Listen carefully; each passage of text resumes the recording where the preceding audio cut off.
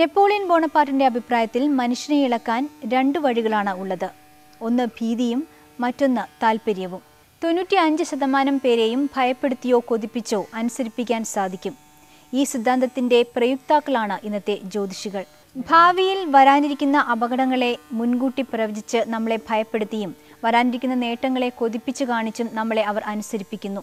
അത്തരത്തിൽ യന്ത്ര തന്ത്ര മന്ത്രക്കുരുക്കിൽ നമ്മളെ പെടുത്തി ധനം ആകർഷിച്ചെടുക്കുന്നു.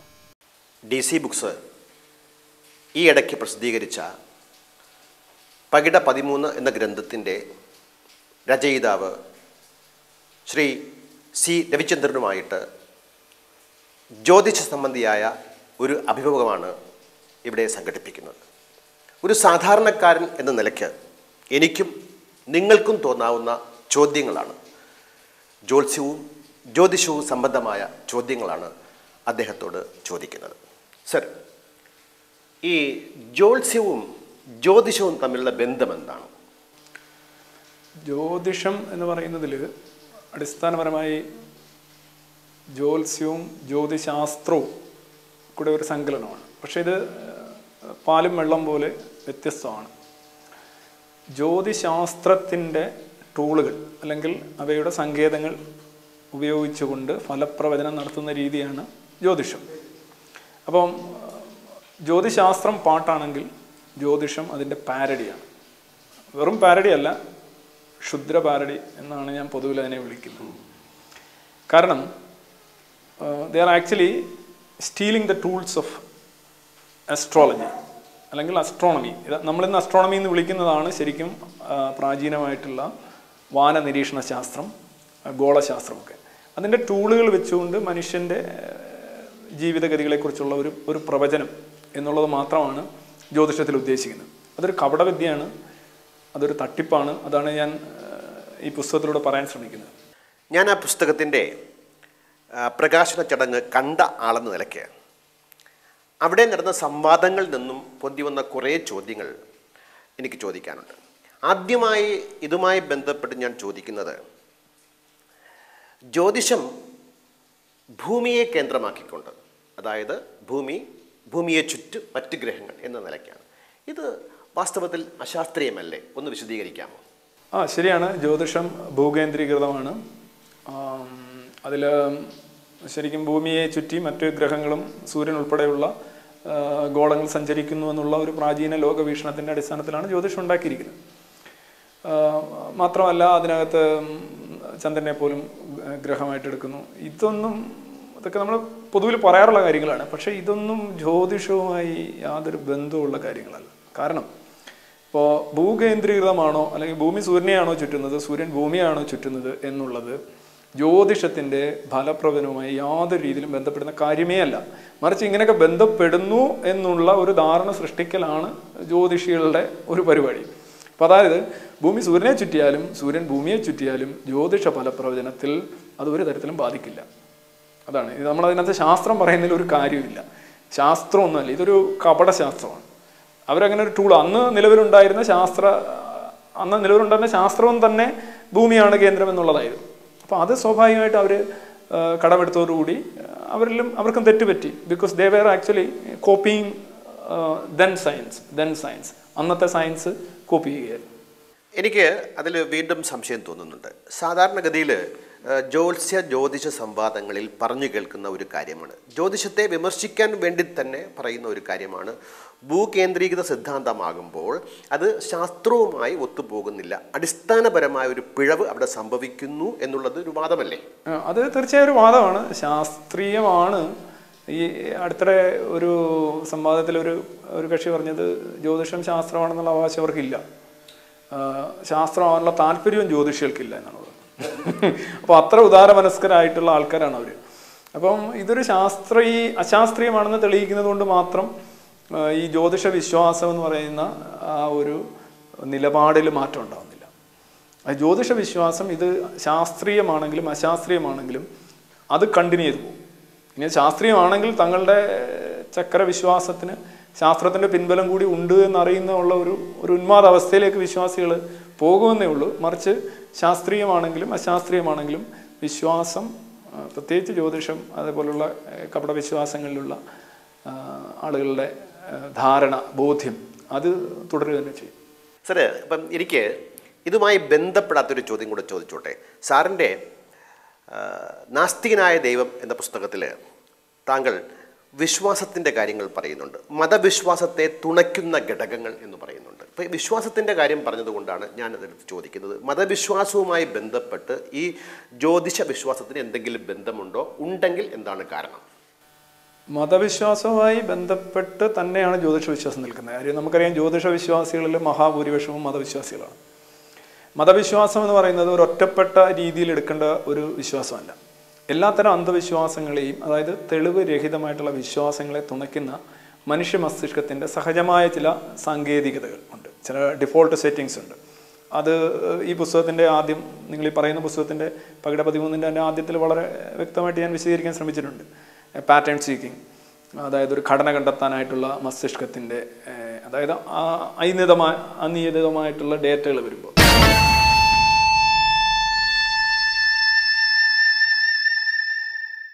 സാധാരണക്കാർക്ക് മനസ്സിലാകാതെ പോകുന്ന ഒരു ഭാഷയാണ് ഈ പാറ്റേൺ സീക്കിങ്. അന്ന് ലളിതമായി എളുപ്പത്തിൽ ഒന്ന് ചെറുതായി ഒന്ന് വിശദീകരിച്ച് പോയാൽ കൊള്ളാം. പാറ്റേൺ സീക്കിങ് എന്ന് പറഞ്ഞു കഴിഞ്ഞാൽ നമ്മൾക്ക് വളരെ ലൂസായിട്ടുള്ള ഡേറ്റ, അനിയതമായിട്ടുള്ള ചില വിവരങ്ങൾ നമുക്ക് കിട്ടുന്നു. നമുക്കത് പരിചിതമല്ലാത്ത ഡേറ്റകൾ വരുമ്പോൾ ഗുഹാമനുഷ്യൻ്റെ കാലഘട്ടം തൊട്ടേ മനുഷ്യൻ്റെ മസ്തിഷ്കം അതിൽ പരിചിതമായിട്ടുള്ള ചില ഘടനകൾ കണ്ടെത്താനായിട്ട് ശ്രമിക്കും, പെട്ടെന്ന് നിർദ്ധാരണം ചെയ്യാനായിട്ടാണ്. അല്ലെന്നുണ്ടെങ്കിൽ ഒരു സംശയം ഉണ്ടാവും, അജ്ഞത ഉണ്ടാവും. സംശയവും അജ്ഞതയൊക്കെ ഭയത്തിന് വഴിവെക്കും. ഭയം ഉണ്ടാകുമ്പോൾ സ്വാഭാവികമായിട്ട് നമ്മൾ വളരെ വെപ്രാളം പിടിച്ചിട്ടുള്ള ഒരു നിലപാടായിരിക്കും വരുന്നത്. അപ്പോൾ ഉദാഹരണമായിട്ട് നമ്മൾ മേഘങ്ങളിൽ നമുക്കൊരു മുത്തശ്ശനെ കണ്ടെത്താൻ എളുപ്പമാണ്, ഒരു വേരിൽ ഗണപതിയെ കണ്ടെത്താൻ എളുപ്പമാണ്, അല്ലെങ്കിൽ ഒരു പൊറോട്ടയിൽ അള്ളാഹുവിനെ കണ്ടെത്താൻ എളുപ്പമാണ്. അല്ലെങ്കിൽ ഇത്തരം സാധനങ്ങൾ നമ്മളുടെ മസ്തിഷ്കത്തിൽ ഇമേജുകളായിട്ടുണ്ട്. ഇതെന്താണെന്ന് മനസ്സിലാവുന്നില്ല. അപ്പോൾ ഈ ഇമേജുകൾ നമ്മളെടുത്ത് അങ്ങോട്ട് ആരോപിക്കുകയാണ് ചെയ്യുന്നത്, പാറ്റേൺ സീക്കിങ്. ഇപ്പോൾ ഉദാഹരണമായിട്ട് അതിൽ തന്നെയാണ് ഏജൻറ്റ് സീക്കിങ്ങും അതിനകത്താണ് വരുന്നത്. ഒരു വ്യക്തിയെ കണ്ടെത്തുക, അല്ലെങ്കിൽ ഒരു ഏജൻറ്റിനെ കണ്ടെത്തുക. അപ്പോൾ നമ്മൾ മോറൽ സയൻസ് ക്ലാസ്സിലൊക്കെ ചോദിക്കുന്നുണ്ട്, കസേര ആരാ ഉണ്ടാക്കിയത്? ആശാരിയാണ്. പിന്നെ സോപ്പാര ഉണ്ടാക്കിയത്? അതുണ്ടാക്കിയ ആളാണ്. ചോക്കുണ്ടാക്കിയ ആളാണ്. അങ്ങനെയാണെങ്കിൽ ഈ പ്രപഞ്ചം മുഴുവൻ ആരാ ഉണ്ടാക്കിയത്? അങ്ങനെ ഒരു ചോദ്യത്തിലേക്ക് പോകും. അതൊരു ഫാൾസ് ആയിട്ടുള്ള ചോദ്യമാണ്. അപ്പം ഒരു നെയ്യപ്പമോ വടയോ കസേരയോ ഇത് ഉണ്ടാക്കുന്ന അതേ കണക്ക് ആരോ കുത്തിയിരുന്ന് ഉരുട്ടി ഉണ്ടാക്കിയതാണ് ഈ പ്രപഞ്ചം എന്നുള്ള ഒരു പാറ്റേൺ. അപ്പോൾ അതിൻ്റെ പിന്നിൽ ഒരു ഏജൻറ്റ്. ഈ രണ്ട് സാധനങ്ങൾ കണ്ടെത്താനായിട്ടുള്ള മനുഷ്യൻ്റെ ഒരു ഡിഫോൾട്ട് സെറ്റിംഗ് ആണ്. ഇത് തന്നെ ജ്യോതിഷത്തിൽ വർക്ക് ചെയ്യുന്നത്. അതായത് ഈ നക്ഷത്രങ്ങൾ അവിടെ നിൽക്കുന്നു, അവർ നമ്മെ നോക്കി കണ്ണു ചുമന്നു. എന്തിനാണ് അവരവിടെ പോയി നിൽക്കുന്നത്? എന്തിനാണ് സൂര്യൻ രാവിലെ പിന്നെ ഉദിച്ച് നമുക്ക് ചൂടും പ്രകാശവും തരുന്നത്? എന്താണ് നിൻ്റെ പിന്നിലെ ലക്ഷ്യം?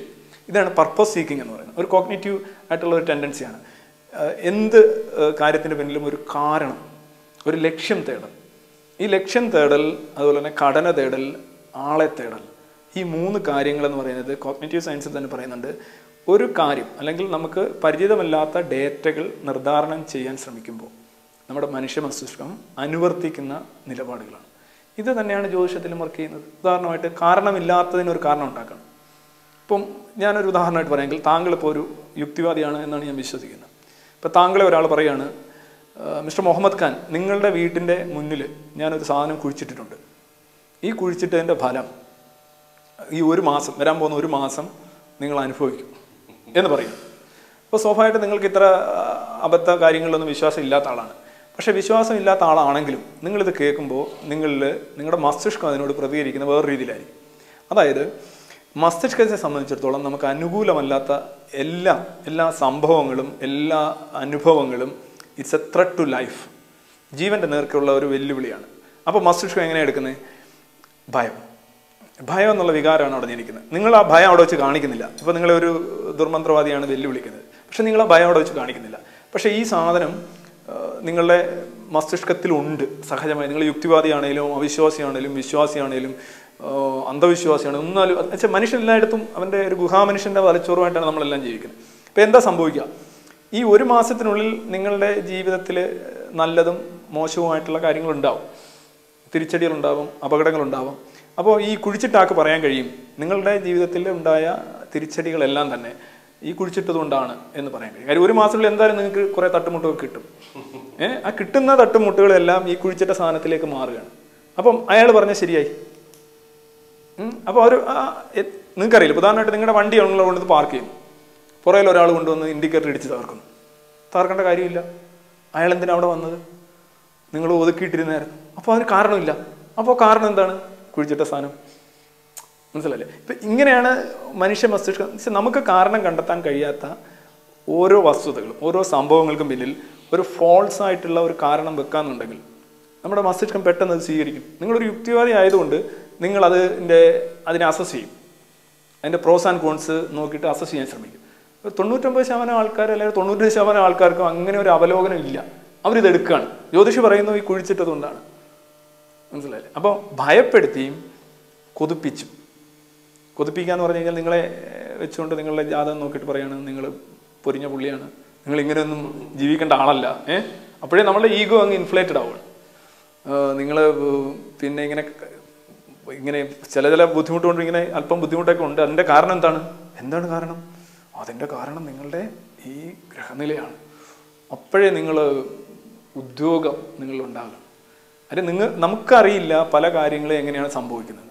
അപ്പം ഈ അജ്ഞത ഉണ്ട്. ഇപ്പം ഐസോൺ എന്ന് പറയുന്ന ഒരു വാൽനക്ഷത്രം വരും. ഒരാൾ ചോദിക്കും എന്തിനാണ് ഐസോൺ വരുന്നത്? എന്തിനാണ് ഐസോൺ വരുന്നതെന്ന് ചോദിച്ചു കഴിഞ്ഞാൽ പെട്ടെന്ന് അതിന് ഉത്തരവില്ല. അപ്പോൾ ഒരാൾ പറയുകയാണ്, ജ്യോതിഷി പറയുകയാണ്, എല്ലാ ധൂമകേതുക്കളും വരുമ്പോൾ നമ്മൾ പറയാറുണ്ട് അത് ആപത്തും ദുരിതവും കലഹവും കൊണ്ടാണ് വരുന്നതെന്ന് പറയാറുണ്ട്. അപ്പം 1-2 കലഹങ്ങളോ ദുരിതങ്ങളോ വെള്ളപ്പൊക്കങ്ങളോ ഒരു ധൂമകേതുവായിട്ട് വന്നതുമായിട്ട് കോയിൻസൈഡ് ചെയ്തായിരിക്കും ഒരുപക്ഷെ ആദ്യം അങ്ങനെ ഒരു ഇതുണ്ടായത്. അത് പിന്നീട് വരുന്ന എല്ലാ ധൂമകേതുവിൻ്റെ മേലിലും ഈ കലഹങ്ങളും ദുരിതങ്ങളും കൊടുക്കുകയാണ്. അപ്പോൾ 1-2 സംഭവിച്ചു കഴിഞ്ഞാൽ കണ്ടോ ഞങ്ങൾ പ്രവചിച്ചു. അപ്പോൾ ഈ അടിസ്ഥാനപരമായ മനുഷ്യ മസ്തിഷ്കത്തിൻ്റെ സഹജമായിട്ടുള്ള ചില സെറ്റിങ്ങുകളാണ് എല്ലാത്തരം അന്ധവിശ്വാസങ്ങൾക്കും അടിസ്ഥാനമായിട്ട് മാറുന്നത്. അത് മനുഷ്യൻ അവൻ്റെ പരിണാമ പ്രക്രിയയിൽ അവൻ്റെ മസ്തിഷ്കം വേണ്ടത്ര വികസിച്ചിട്ടില്ല കഴിഞ്ഞ 20,000 വർഷത്തിനുള്ളിൽ. 20,000 വർഷത്തിൽ നമ്മൾ എന്തെല്ലാം അന്ധവിശ്വാസങ്ങൾ ഉണ്ടായിട്ട്. മതവിശ്വാസം എന്ന് പറയുന്നതിന് വേണ്ടി പണിയുന്ന ഒരു വാതിൽ. ദൈവം എന്ന് പറയുന്നത് പോലെ തന്നെയാണ്, പ്രേതം എന്ന് പറയുന്നോണം തന്നെയാണ്, ചാത്തൻ എന്ന് പറയുന്നോണം തന്നെയാണ്, മറുത എന്ന് പറയുന്നതും കചരതവ എന്ന് പറയുന്നതും കാക്കരപുക്രി എന്ന് പറയുന്നതും ഇതെല്ലാം ഒരേ വാതിലിലൂടെയാണ് അകത്ത് കയറുന്നത്. നമ്മൾ ഒരു മതവിശ്വാസിയാണെങ്കിൽ അടിസ്ഥാനപരമായി നമുക്ക് ഏത് അന്ധവിശ്വാസത്തിലേക്കും പോവുക വളരെ എളുപ്പമാണ്. മനസ്സിലായില്ലേ? ഈ സംബന്ധിലേക്ക് ഡെക്ക് ടു വാട്ടർ, ഒരു താറാവിനെ കൊണ്ടുവന്ന് വെള്ളത്തിൽ ഇടുന്നതാണ്. നിങ്ങൾ ജ്യോതിഷ വിശ്വാസിയാണെങ്കിൽ വാസ്തു വിശ്വസിക്കാൻ നിങ്ങൾക്ക് വളരെ എളുപ്പമായിരിക്കും. നിങ്ങളൊരു നല്ല ഡ്രൈവർ ആണെങ്കിൽ നിങ്ങൾക്ക് ഏത് വണ്ടിയും ഓടിക്കാം എന്ന് പറയുന്നത് പോലെ നിങ്ങൾക്ക് നാഡീ ജ്യോതിഷം അതിലും സ്വീകാര്യമായിട്ട് തോന്നും. മതം അതിലും സ്വീകാര്യമായിട്ട്. കാരണം വെച്ചാൽ it's all about in your brain, not in the stars, not in the planets. അങ്ങനെയാണെങ്കിൽ ഒന്ന് ആലോചിച്ച് നോക്കുക, നാഡീ ജ്യോതിഷികൾ, ഗ്രഹം ഒക്കെ പറയുന്ന ജ്യോതിഷികൾ വരച്ചും കുറിച്ചും ഗണിച്ചും ഒക്കെ കൃത്യമായിട്ട് കാര്യങ്ങൾ പറയുന്നു. ഇതേ കാര്യങ്ങൾ കൈ നോക്കി സടിക്കുന്നവർ പറയുന്നുണ്ട് അല്ലേ? ഇതേ കാര്യങ്ങൾ നാഡീ ജ്യോതിഷി ഓല എടുത്ത് വെച്ച് പറയുന്നുണ്ട്. ഇതേ കാര്യങ്ങൾ താമ്പൂല ഇവിടെ ഉണ്ടല്ലോ, ഒരു അമ്പലം ഉണ്ടല്ലോ ചക്കുളത്ത്, അവിടെയൊക്കെ താമ്പൂലത്തിലെ, അതായത് ഒരു വെറ്റിലയിലെ നാഡീഞരമ്പുകളും കരിഞ്ഞ പാടുകളും അതിൻ്റെ ആകൃതിയും വെച്ചുകൊണ്ട് ഈ വരുന്ന ആളുടെ ജീവിത രഹസ്യങ്ങൾ മുഴുവൻ ഇയാൾ പറയുമ്പോൾ അവരെ കണ്ണടിച്ചു പോവുകയാണ്. ഈ വെറ്റിലയിലാണ് പറയുന്നത്. ചിലർ അക്ഷരം വെച്ച് പറയും. അക്ഷരത്തിന് ഇപ്പം മുഹമ്മദ് ഖാൻ എന്നുള്ളത് മുഹമ്മദ് ഖാൻ എന്നാക്കി കഴിഞ്ഞാൽ നിങ്ങൾ കോടീശ്വരനാവും. നിങ്ങൾ ട്രൈ ചെയ്യണം. ഓരോ അക്ഷരത്തിനും ഓരോ വിലയുണ്ട്, സംഖ്യയുണ്ട്. ഇത് സംഖ്യാ ജ്യോതിഷമുണ്ട്. അങ്ങനെ പല ജ്യോതിഷങ്ങൾ. ഇതിൻ്റെ എല്ലാം ക്ലയൻസ് വളരെ ഹാപ്പിയാണ്. യഥാർത്ഥത്തിൽ ഗ്രഹങ്ങളും നക്ഷത്രങ്ങളും രാശികളും രാശിക്രമങ്ങളും ഒക്കെ ആണ് നിശ്ചയിക്കുന്നതെങ്കിൽ ഈ മറ്റുള്ളതെല്ലാം എങ്ങനെ ഒരേപോലെ ശരിയാകുന്നു? ഈ രാശി ഇല്ലാതെയും ഗോളങ്ങളില്ലാതെയും വെറ്റിലയില്ലാതെയും പിന്നെ അക്ഷരമില്ലാതെയും സംഖ്യയില്ലാതെയും ഒക്കെ തന്നെ ഇത് വർക്ക് ചെയ്യും. ഞാൻ പറഞ്ഞത് nothing to do with stars and planets. It's actually your brain. Your brain is playing the game. ഈ ഡിസംബറിലാണ് നമ്മൾ ഐസോണിനെ കാണുക. ജനുവരിയിൽ അത് ഏകദേശം മറിഞ്ഞു പോകുമെന്നാണ് പറയപ്പെടുന്നത്. ഈ ഐസോൺ വരുന്നത് കൊണ്ട് ആശങ്കയില്ല എന്നാണ് സാറിപ്പം പറഞ്ഞു വരുന്നത്. ഒരു കാര്യം കൂടെ ഞാൻ ചോദിക്കട്ടെ. ഇപ്പം വ്യക്തിഗതങ്ങളായ അനുഭവങ്ങൾ സാറ് പറഞ്ഞു, വെറ്റില വെച്ചൊക്കെ ജ്യോത്സ്യം നോക്കുന്നു. ഇത് തേടിപ്പോകാൻ മനുഷ്യനെ പ്രേരിപ്പിക്കുന്ന ഘടകമെന്ന് പറയുന്നത് ഒരുപാട് ആളുകൾക്ക് അവരുടെ ജീവിതത്തിൽ ഇമാതിരി പ്രവചനങ്ങൾ ഫലിക്കുന്നു എന്നുള്ള സാക്ഷ്യം പറച്ചിലല്ലേ? മൊത്തത്തിൽ സാക്ഷ്യം പറച്ചിൽ തന്നെ എല്ലാ കാര്യങ്ങൾക്കും ആളെ കൂട്ടാനുള്ള ഒരു ഉപാധിയായി മാറുകയും ചെയ്യുന്നില്ലേ? അതെ, അന്ധവിശ്വാസങ്ങളുടെ അടിത്തട്ട് പ്രമാണമാണ് സാക്ഷ്യം പറച്ചിൽ. ഇത് സാങ്കേതികമായിട്ടോ ശാസ്ത്രീയമായിട്ടോ തെളിയിക്കപ്പെട്ടുകൊണ്ടോ സാധൂകരിക്കപ്പെട്ടതുകൊണ്ടോ അല്ല ആരും വിശ്വസിക്കുന്നത്. മറിച്ച് ഒരാൾ വിശ്വാസിയാകുന്ന പലപ്പോഴും വേറൊരു വിശ്വാസി, ഇപ്പോൾ ജ്യോതിഷയുടെ അടുത്ത് തന്നെ നിങ്ങൾ ഒരാൾ പോയിട്ട് അയാൾക്കെല്ലാം കറക്റ്റായിട്ട് തോന്നുന്നു, ആൾ തിരിച്ചു എന്ന് പറയും, നിങ്ങളൊന്ന് പോയി നോക്ക്, നിങ്ങളോട് ഞാൻ വേറെ ഒന്നും പറയുന്നില്ല, നിങ്ങളൊന്ന് പോയി നോക്ക്, അദ്ദേഹത്തെ ഒന്ന് കാണും. അപ്പോൾ നിങ്ങളും പോകുന്നു. നിങ്ങൾ പോകുമ്പോൾ അദ്ദേഹത്തിൻ്റെ സെറ്റ് ഓഫ് പ്രഡിക്ഷൻസ് അങ്ങോട്ട് വെക്കുന്നു. അതായത് ജ്യോതിഷിക്ക് കുറേ പ്രവചനങ്ങളുണ്ട്. ഈ ജ്യോതിഷിയെ കാണാൻ പോകുന്ന ആൾക്ക് കുറേ അനുഭവങ്ങളുണ്ട്. ഈ അനുഭവങ്ങളെ ഈ പ്രവചനങ്ങളുമായി ഒത്തുവെക്കുക, make it compatible to one another എന്നുള്ള ജോലി ചെയ്യുന്നവരാണ് വിശ്വാസിയാണ്. ഈ ഉദാഹരണമായിട്ട് നമ്മളിപ്പം പൊതുവായിട്ട് പ്രവചനങ്ങളെക്കുറിച്ച് പറയുക, ബെർട്രം ആൻഡ് ഫോറസ്റ്റ് സ്റ്റേറ്റ്മെൻറ്റ് എന്നാണ് പറയുന്നത്. അതായത് അവ്യക്തമായിട്ടുള്ള കൃത്യതയില്ലാത്ത പൊതു പ്രസ്താവങ്ങളാണ് നമ്മൾ അവതരിപ്പിക്കുന്നത്. അത് ജ്യോതിഷത്തിലും അങ്ങനെ തന്നെ, പിന്നെ കൈനോട്ടത്തിലും അങ്ങനെ തന്നെ, എല്ലാത്തിലും ഈ പൊതു പ്രസ്താവങ്ങൾ, അതിന് കൃത്യത ഉണ്ടാവില്ല, വ്യക്തത ഉണ്ടാവില്ല, നമുക്ക് കൃത്യമായിട്ട് തെറ്റാണെന്ന് തെളിയിക്കാൻ സാധിക്കില്ല. ഇതാണ് എൻ്റെ ഏറ്റവും വലിയത്. ഉദാഹരണമായിട്ട് ഞാൻ പറയാം, ഞാനൊരു ചെറിയ അനുഭവത്തിലൂടെ പറയാം. പൊതുവായിട്ട് നമ്മൾ ഈ രാശിക്കൂറുകളും അല്ലെങ്കിൽ വാരബലം അല്ലെങ്കിൽ ജ്യോതിഷം പൊതുവായിട്ട് ഇതൊക്കെ വായിച്ച് നോക്കിക്കഴിഞ്ഞാൽ ഇതിനകത്ത് പലപ്പോഴും രണ്ട് രീതി ഉണ്ടാവും. ഒന്നാമത് ഈ ബെർട്രാം സ്റ്റേറ്റ്മെൻറ്റ് ഉണ്ടാവും, പൊതു പ്രസ്താവങ്ങൾ. നിങ്ങൾക്ക് അടുത്ത മാസം സാമ്പത്തിക നേട്ടത്തിന് സാധ്യതയുണ്ട് എന്ന് പറയും. അടുത്ത മാസം സാമ്പത്തിക നേട്ടത്തിന് സാധ്യതയുണ്ട് എന്ന് പറയുമ്പോൾ അടുത്ത മാസം എത്ര ദിവസം അല്ലെ ഏത് ദിവസം എത്ര രൂപ കിട്ടുമെന്നല്ല പറയുന്നത്, മറിച്ച് സാമ്പത്തിക നേട്ടത്തിന് താല്പര്യമുണ്ട്. അപ്പോൾ നിങ്ങൾ വിശ്വാസിയാണെങ്കിൽ നിങ്ങളിപ്പോൾ ഒരു ബസ്സിൽ കയറി നിങ്ങൾ ടിക്കറ്റ് എടുക്കാതെ ഇറങ്ങിപ്പോയാലും അതൊരു സാമ്പത്തിക നേട്ടമായിട്ട് നിങ്ങൾ പരിഗണിച്ചോളൂ. അല്ല കാര്യം അത് ജ്യോതിഷി പറഞ്ഞു, ചക്ര ജ്യോതിഷി പറഞ്ഞു സാമ്പത്തിക നേട്ടം ഉണ്ടാവുമെന്ന്. അപ്പോൾ നോക്കുമ്പോൾ എൻ്റെ നിന്ന് പൈസ വാങ്ങിച്ചില്ല. അല്ല നിങ്ങൾക്കൊരു LIC, നിങ്ങൾ വർഷങ്ങളായിട്ട് അടയ്ക്കുന്ന LIC ഒരു മണി ബാക്ക് പോളിസി, അവർ പറയുകയാണ് നിങ്ങളുടെ ആദ്യ ഗഡു തയ്യാറായിരിക്കുന്നു. പറയും ജ്യോതിഷി പറഞ്ഞ് പണം കിട്ടുമെന്ന്. യഥാർത്ഥത്തിൽ നിങ്ങളിത് അടച്ചുകൊണ്ടിരിക്കുകയാണ്. ജ്യോതിഷി പറഞ്ഞില്ലെങ്കിലും ഈ മണി ബാക്ക് പോളിസി നിങ്ങൾക്ക് കിട്ടും. പക്ഷേ നിങ്ങളൊരു വിശ്വാസി ആയതിനാൽ നിങ്ങൾ ആ ഒരു ഗണത്തിലാണ് അത് പെടുത്തുക. അതല്ലാതെ ഉദാഹരണമായിട്ട് ഇപ്പോൾ ഖാൻ ചേട്ടൻ സെക്രട്ടേറിയറ്റിന് മുന്നിലൂടെ പോകുമ്പോൾ ഒരു ഓട്ടോറിക്ഷയിൽ സഞ്ചരിക്കുമ്പോൾ അടുത്ത മാസം 3-ാം തീയതി രാവിലെ 10 മണിക്ക് ഓട്ടോറിക്ഷയിൽ സഞ്ചരിക്കുമ്പോൾ സെക്രട്ടേറിയറ്റിനടുത്ത് ഇറങ്ങുമ്പോൾ ആ ഓട്ടോയിൽ നിന്ന് നിങ്ങൾക്ക് 30,000 രൂപയും ഒരു പാസ്പോർട്ടും ഒരു വാച്ചുമുള്ള ഒരു പേഴ്സ് കളഞ്ഞു കിട്ടും എന്നൊരു പ്രവചനം ഏതെങ്കിലും ജ്യോതിഷി നടത്താറുണ്ടോ? ഇല്ല. അത് അങ്ങനെ നടത്തി അവൻ്റെ കാറ്റ് അവിടെ തീർന്നു. മറിച്ച് ഇതിന് പകരം അടുത്ത മാസം സാമ്പത്തിക നേട്ടം ഉണ്ടാകും എന്നാണെങ്കിൽ അതെങ്ങനെയാണ് തെറ്റാണെന്ന് തെളിയിക്കുക? സാമ്പത്തിക നേട്ടം അഥവാ എന്തെങ്കിലും ഉണ്ടായി എന്നിരിക്കട്ടെ, നിങ്ങൾ ഓടിയ ജ്യോതിഷത്തിലേക്ക് എന്ന് പറയും, എന്തെങ്കിലും വാങ്ങിച്ച് 1 കിലോ ആപ്പിളോ മുന്തിരിയോ അല്ലെങ്കിൽ പൈസ കൊടുത്തിട്ട് പറയും അങ്ങ് ആരാണ്, അങ്ങ് പറഞ്ഞ് അതേ കണക്ക് സംഭവിച്ചിരിക്കുന്നു. അപ്പോൾ ഇത് ഫലിച്ചാൽ അയാൾക്ക് നേട്ടം, ഫലിച്ചില്ലെങ്കിൽ നിങ്ങൾ ഓർക്കണമെന്നില്ല. കാര്യം വെച്ച് കഴിഞ്ഞാൽ സാമ്പത്തിക നേട്ടം ഉണ്ടാവും എന്ന് പറഞ്ഞു, എന്തോ ഒന്നും ഉണ്ടായിട്ടില്ല, ചിലപ്പോൾ ഉണ്ടായി കാണുമായിരിക്കും, ചിലപ്പോൾ കിട്ടിയത് അങ്ങനെ ആയിരിക്കും. പറയും ചിലപ്പോൾ ഇതിലും മോശമാകേണ്ടിയിരുന്നതാണ്. ഇപ്പോൾ കച്ചവടക്കാരനല്ലേ, അന്നേരം പറയുന്നത് ഈ മാസം 20,000 രൂപ ലാഭം കിട്ടിയുള്ളൂ. ജ്യോതിഷി പറഞ്ഞ സാമ്പത്തിക നേട്ടം ഉണ്ടാവുമെന്നാണല്ലോ, എന്തു പറ്റി? വിശ്വാസിയാണെങ്കിൽ ചിലപ്പോൾ വലിയ നഷ്ടങ്ങളോ അല്ലെങ്കിൽ ഈ മാസം ഉണ്ടായി കാണും, ചിലപ്പോൾ അടുത്ത മാസമേ കിട്ടത്തുള്ളൂ. ഇതെങ്ങനെയെങ്കിലും നമ്മുടെ വിശ്വാസിയുടെ ആ വളരെ അവിശ്വസനീയമായ മനസ്സ് അതിനെ സാധൂകരിച്ചെടുക്കും. പൊതുപ്രസ്താവങ്ങളായിരിക്കണം. ഒരു ജ്യോതിഷി ഒരു കൃത്യമായ വ്യക്തമായിട്ടുള്ള ഒരു പ്രസ്താവന പ്രഡിക്ഷൻ വെച്ച് കഴിഞ്ഞാൽ അവിടെ തീർന്നു. ഒരു ജ്യോതിഷിയും നടത്താറില്ല. അത് ഞാൻ ആ പുസ്തകത്തിൽ പറയുന്നുണ്ട്.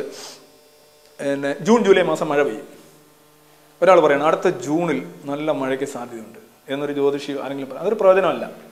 ഇനി പറയും ജൂണിൽ ആദ്യ പകുതിയിൽ മഴയ്ക്ക് സാധ്യതയുണ്ട്, അതും ഒരു പ്രവചനമല്ല, സാധ്യതയുണ്ട്. ഇനി വേറൊരാൾ പറയണേ ജൂണിലെ ആദ്യ ആഴ്ചയിൽ തിരുവനന്തപുരത്ത് മഴയ്ക്ക് സാധ്യതയുണ്ട്, അതും ഒരു പ്രവചനമല്ല, അതും പറയാനാണ്. ഇനി ഇച്ചിരി വന്നിട്ട് ജൂൺ മാസം 1-ാം തീയതി തിരുവനന്തപുരത്ത് മഴയ്ക്ക് സാധ്യതയുണ്ട്. തിരുവനന്തപുരം എന്ന് പറഞ്ഞാൽ വലിയ, അപ്പോൾ ചെറുതായി വരിക. കുറച്ചുകൂടെ വന്നിട്ട് പറയുന്നത് ജൂൺ മാസം 1-ാം തീയതി വൈകിട്ട് 4 മണിക്ക് തിരുവനന്തപുരം നഗരത്തിൽ മഴയ്ക്ക് സാധ്യതയുണ്ട്. അപ്പോൾ ഇതാണ് ശരിക്കും ഒരു പ്രഡിക്ഷൻ. ഇത്ര മൂർച്ചയോടെ അവർ കാര്യങ്ങൾ പറയില്ല. ജൂൺ മാസം 1-ാം തീയതി 4 മണിക്ക് തിരുവനന്തപുരം നഗരത്തിൽ, നഗരം എന്ന് പറയുമ്പോൾ തന്നെ ഒരു സങ്കലമുണ്ട്. ഇനി പറയാണ് ജൂൺ മാസം 1-ാം തീയതി വൈകിട്ട് 4 മണിക്ക് സെക്രട്ടേറിയറ്റിന് മുന്നിൽ മഴ പെയ്യും പറയൂ അവർ. പറഞ്ഞാൽ എല്ലാ പ്രവചനം, അത് ഗ്രഹജ്യോതിഷിയായാലും വെറ്റില ജ്യോതിഷിയായാലും അക്ഷര ജ്യോതിഷിയായാലും സംഖ്യാ ജ്യോതിഷിയായാലും എല്ലാം അവിടെ തീർന്നു. അപ്പോൾ ഇതാണ് പൊതുപ്രസ്താവങ്ങൾ. ഇനി മറ്റൊന്നുള്ളതെന്ന് പറഞ്ഞു കഴിഞ്ഞാൽ നമ്മൾ മഴവിൽ കുതന്ത്രം എന്ന് പറയും. Rainbow rules. അതായത് ഒരു കാര്യത്തിൻ്റെ എല്ലാ വശങ്ങളും ഉൾക്കൊള്ളിച്ചുകൊണ്ടായിരിക്കും അവർ പ്രവചനം നടത്തുക. പ്രധാനമായിട്ട് നിങ്ങൾ തെങ്ങിലേക്ക് കയറുകയാണെങ്കിൽ തെങ്ങ കയറിയിട്ട് തേങ്ങ ഇട്ടിട്ട് തിരിച്ചു വരാം, പകുതി ചെന്നിട്ട് തിരിച്ചു വരാം, തെങ്ങ കയറിയിട്ട് ഇരിഞ്ഞ് താഴോട്ട് വരാം, വീണ് മരിച്ചു പോകാം. അപ്പോൾ പല പല സാധ്യതകളുണ്ട്.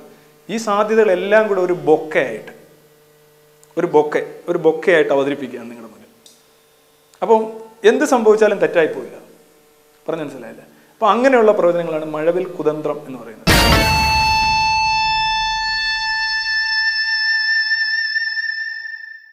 ആദിമ മനുഷ്യൻ ആദ്യം ഇണക്കി വളർത്തിയ പഞ്ചഭൂതങ്ങളിൽ ഒന്നായിരുന്നു അഗ്നി.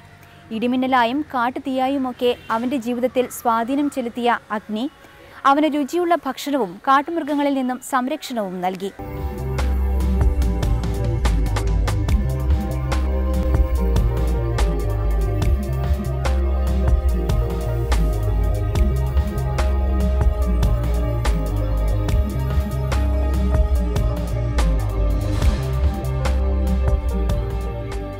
എന്നും മനുഷ്യനെ അതിശയിപ്പിച്ചിട്ടുള്ളതാണ് അഗ്നി.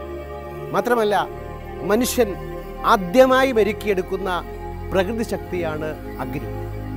അവൻ കാട്ടിലൂടെ അലഞ്ഞു നടന്നപ്പോൾ ഉണ്ടായ കാട്ടുതീയിൽ നിന്നും കിട്ടിയ വെന്ത മാംസങ്ങളുടെ രുചി അവനെ അഗ്നിയുടെ പിറകെ പായിച്ചു. അവൻ അഗ്നിയുടെ പിറകെ പോയി. അവന് അഗ്നി ആരാധനയായി മാറാൻ പ്രത്യേകിച്ചു കാരണങ്ങളുണ്ടായിരുന്നു. കാട്ടുതീ എല്ലാം ഉന്മൂലനം ചെയ്തുകൊണ്ടിരുന്നു. ആ ഉന്മൂലന ശക്തിയെ, കാട്ടുതീയെ അവൻ പേടിച്ചു, ഭയപ്പെട്ടു. ഭയത്തിൽ നിന്നും വിശ്വാസം അങ്ങനെ പൊന്തി വരികയാണ്. വിശ്വാസം ഭയത്തിൽ നിന്ന് പൊന്തി വരുന്നത് കൊണ്ട് ആരാധനയും അതോടൊപ്പം ഉണ്ടാകുന്നു. അങ്ങനെ അഗ്നി ആരാധനയായി മാറി. അഗ്നി ദേവതകളുണ്ടായി. അങ്ങനെ നൂറ്റാണ്ടുകൾ അഗ്നിയെ അവൻ ആരാധിച്ചുവെങ്കിലും അഗ്നിയെ മെരുക്കിയെടുക്കാൻ, ആവശ്യത്തിന് ഉപയോഗിക്കാൻ അവന് കഴിവില്ലായിരുന്നു. ശാസ്ത്രം മുന്നേറിയപ്പോൾ മാത്രമാണ് അവന് അഗ്നിയെ മെരുക്കാൻ സാധിച്ചത്. എന്നാൽ ഇഷ്ടത്തോടെ, ഭക്തിയോടെ, ആദരവോടെ നോക്കിക്കണ്ടിരുന്ന അഗ്നിയെ മെരുക്കാൻ മനുഷ്യൻ നന്നേ ശ്രമിച്ചിരുന്നു. ആ മെരുക്കലിൻ്റെ, കീഴ്പ്പെടുത്തലിൻ്റെ ഒരു രൂപമാണ് നമ്മളിവിടെ കണ്ടത്. മനുഷ്യൻ നഗ്നപാതനായി തീയിൽ കൂടി നടക്കുന്നു. ഇത് കാണുമ്പോൾ, ഇത് കേൾക്കുമ്പോൾ, ഇത് അറിയുമ്പോൾ ഇതിൻ്റെ രഹസ്യമറിയാത്ത സാധാരണക്കാർക്ക് ഇത് ഒരു വലിയ മഹാ അതിശയമായി തോന്നാം.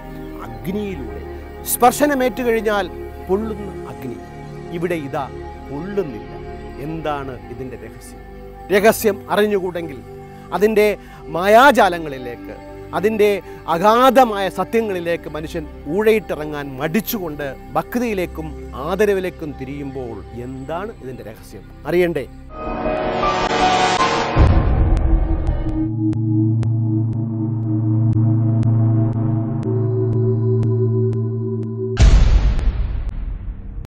അഗ്നി അതിശയമായിരുന്നു ഞാൻ പറഞ്ഞു. ആ അതിശയത്തിലുള്ള അഗ്നിയെ അവൻ തൊട്ടു നോക്കി. കൈ പൊള്ളിയ കൈ പിൻവലിച്ചില്ല, വീണ്ടും തൊട്ടു നോക്കി.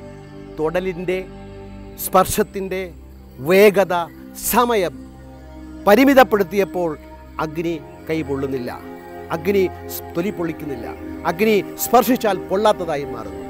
അതിൻ്റെ രഹസ്യമെന്ന് പറയുന്നത് 3 സെക്കൻഡിലധികം നമ്മുടെ തൊലിയുമായി തീക്ക് ബന്ധമില്ലെങ്കിൽ തീർച്ചയായിട്ടും അഗ്നിയോ തീയോ നമ്മെ പൊള്ളിക്കുന്നില്ല.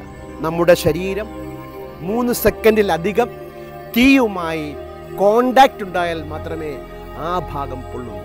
3 സെക്കൻഡിന് മുമ്പ് നമ്മൾ ശരീരം വലിച്ചെടുക്കുകയാണെങ്കിൽ, ശരീരഭാഗം മാറ്റുകയാണെങ്കിൽ തീർച്ചയായിട്ടും കൈ പൊള്ളില്ല എന്നുള്ളതാണ്. നമുക്കറിയാം, നമ്മുടെ വീട്ടുകളിൽ അമ്മമാർ പണ്ട് വിറക് കത്തിക്കുമ്പോൾ താഴെ വീണു പോകുന്ന തീയെ അവർ കയ്യിലെടുത്ത് വീണ്ടും അടുപ്പിലിടുമായിരുന്നു. ഇത് ഒറ്റപ്പെട്ട തീയെ ചെയ്യുമ്പോൾ, എന്നും ചെയ്യുമ്പോൾ അതിശയമല്ലാതായി മാറുമ്പോൾ അഗ്നിയുടെ, ആരാധനയുടെ, പരിവേഷത്തിൻ്റെ, വിജ്ഞാനത്തിൻ്റെ ഇല്ലായ്മയിൽ നിന്നുകൊണ്ട് നോക്കിക്കാണുമ്പോൾ ഒത്തിരി തീ കൂട്ടി നടന്നാൽ അത് അഗ്നിക്കാവടിയായി മാറുന്നു, അത് അതിശയമായി മാറുന്നു. തീർച്ചയായിട്ടും ഇത് അതിശയമല്ല, അതിശയം സംഭവിക്കില്ല, അതിശയങ്ങളില്ല. ഇങ്ങനെ കാണിക്കുന്നവരോട് ഞങ്ങളൊന്ന് ചോദിച്ചോട്ടെ, നിങ്ങൾ അഗ്നിയിൽ നിൽക്കാമോ? നിങ്ങൾക്ക് അഗ്നിയിൽ കിടക്കാൻ സാധിക്കുമോ? ഞങ്ങൾ സമ്മതിച്ചു തരാം, നിങ്ങൾ കിടക്കില്ല, നിൽക്കില്ല. കാരണം പ്രകൃതിയുടെ നിയമങ്ങളെ ആർക്കും മാറ്റാൻ സാധ്യമല്ല. പ്രകൃതി നിയമങ്ങൾ പ്രാർത്ഥിച്ചാലോ പ്രീതിപ്പെടുത്തിയാലോ മാറുന്നതല്ല. തീർച്ചയായിട്ടും ഒരാൾ അഗ്നിയിൽ നിൽക്കുകയോ കിടക്കുകയോ ചെയ്താൽ അയാൾക്ക് പൊള്ളലേക്കും. ഇവിടെ സംഭവിക്കുന്നത് 3 സെക്കൻഡ് കൊണ്ട്, ഞാൻ ഉറപ്പിച്ചു പറയുന്നു, 3 സെക്കൻഡ് കൊണ്ട് തീയിൽ നിന്നും മാറിപ്പോകുന്നത് കൊണ്ടാണ്, തൊലിയെ മാറ്റുന്നത് കൊണ്ടാണ്, ശരീരത്തെ മാറ്റുന്നത് കൊണ്ടാണ് അയാൾക്ക് പൊള്ളാത്തത്. വീണ്ടും ഞാൻ ചോദിക്കുകയാണ്, 4 സെക്കൻഡ്, 5 സെക്കൻഡ്, 1 മിനിറ്റ് ആർക്കെങ്കിലും തീയിൽ നിൽക്കുകയോ സ്പർശിക്കുകയോ ചെയ്യാമോ? അപ്പോൾ സംഭവിക്കും അതിശയം. ഭാവി പ്രവചിക്കുന്നത് സാമാന്യവും തീയിലൂടെ നടക്കുന്നത് പരിശീലനവും ഭസ്മം സൃഷ്ടിക്കുന്നത് തട്ടിപ്പുമാണ് എന്നുള്ളത് നിർമുക്ത എന്ന വാക്കിനേക്കാൾ ലളിതമാണ്. ഉണരുക, എഴുന്നേൽക്കുക, പ്രവർത്തിക്കുക. ഇവിടെ തപസ്സിനിന്നേരം സത്യത്തിനൊത്തോരു തപമില്ല പോൽ, ആത്മശാന്തി പോലൊരു ബന്ധുവേരില്ല പോൽ. സത്യത്തിനൊത്തോരു തപമില്ല പോൽ, ആത്മശാന്തി പോലൊരു ബന്ധുവേരില്ല പോൽ.